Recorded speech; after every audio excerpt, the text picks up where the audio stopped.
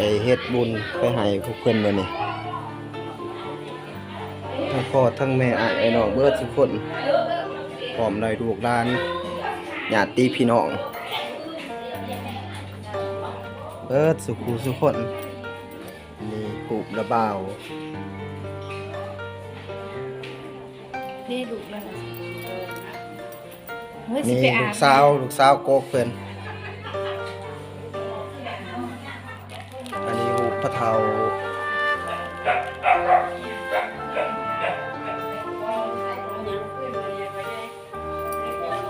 อันนี้ระบ่าวเนาะน้องของแม่ครับ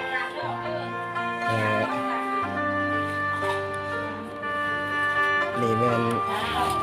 แม่ของเราเองเนาะ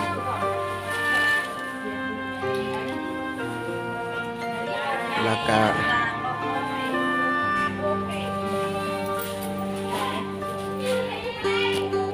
นี่แม่นพี่อ้ายรวมเบิดผู้ดีหากอง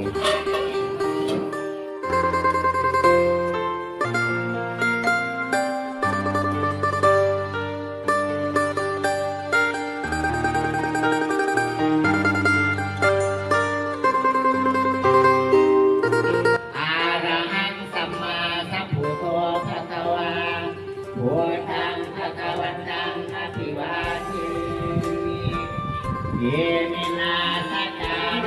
นะสังฆมังอภิปูชยามาสาธุโตภะคะวะตาธัมโมธัมมังนัมสามิเยมินาสัจจาเรนะสังฆมังอภิปูชยามาอุปฏิปันโนภะคะวะโตสาวกสังโฆสังฆังนามานะโมตัสสะภะคะวะโ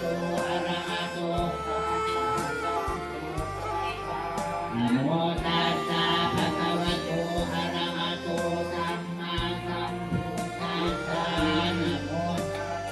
ภะคะวะโตอะระหะโตสัมมาสัมพุทธัสสะธัมมังสรณังคัจฉามิธัมมังสรณังคัจฉามิสังฆังสรณังคัจฉามิทุติยัมปิพุทธังคัจฉามิทุติยัมปิธัมมังสรณังคัจฉามิทุติยัมปิสังฆังสรณังคัจฉามิตติยัม